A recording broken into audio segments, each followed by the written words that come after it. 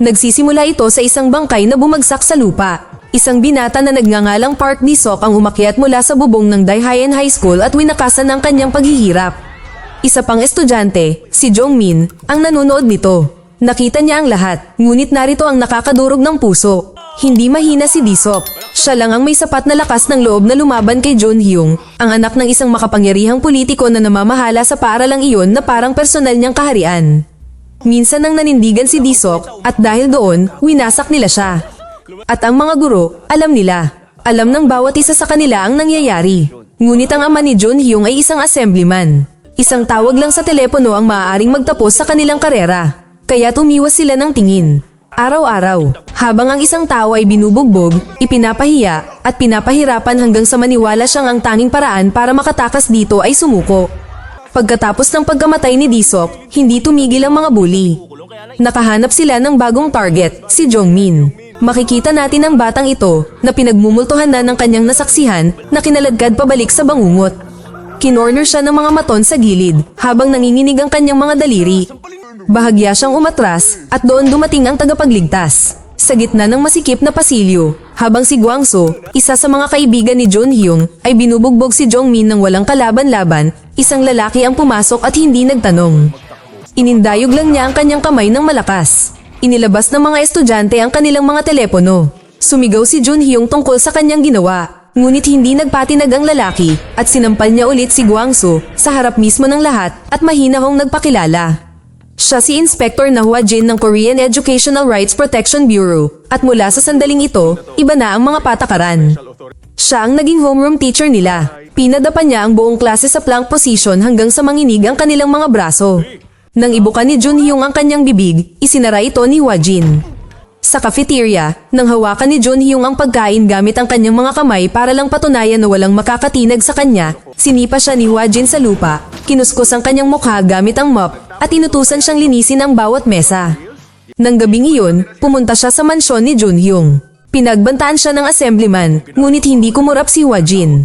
Kinaladkad niya si Jong-hyun pabalik sa paaralan ng sapilitan at pinilit itong magkuskus ng mga inidoro.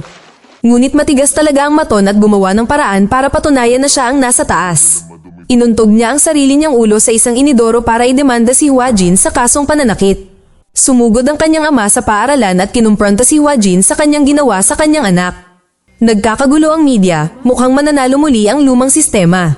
Ngunit si Ministro Choi Gang-sok, ang taong lumikha ng organisasyon, ay hindi lumaban ng hayagan. Lumaban siya sa dilim. Sa loob ng ilang oras, bawat maruming sikretong ibinaon ng assemblyman, panunuhol, sexual na panghahalay, korupsyon, ay nabunyag sa bawat reporter sa bansa. Nagtapos ang kanyang karera sa isang iglap lang at inaresto siya. Si Jong-hyun, sa unang pagkakataon, ay naramdaman kung paano niya pinapahirapan ang mga taong pinahirapan niya. At narito ang sandaling mananatili sa iyo. Si Jong-hyun, na ngayon ay isang itinakwil, ay ikinulong ang kanyang sariling mga kaibigan sa loob ng isang silid-aralan at sinubukang sunugin ito. Hindi siya pinigilan ni Hwa-jin. Sinindihan niya ang gasolina na ibinuhos ni Jong-hyun sa pasilyo at sinimulang habulin ng apoy si Jong-hyun. Ang binatang nagpahirap sa lahat at nagtulak sa kanyang kaklase na wakasan ng kanyang buhay ay sumuko.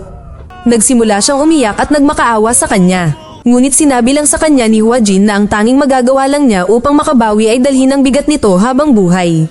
Dahil sinubukan nitong iulat ng ama ni Ji-sok, ngunit ibinasura ito ng paaralan at inilibing ito ng pulisya. Nawasak ang kanyang negosyo, namatay ang kanyang anak na naniniwalang isa siyang pabigat. Iyan talaga ang tungkol sa episode na ito at hindi paghihiganti.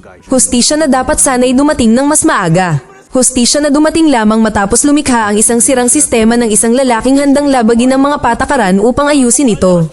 Sa huling eksena, sina Hwa-jin at Gang-sok ay tahimik na nakatayo sa isang puntod ng isang dalaga.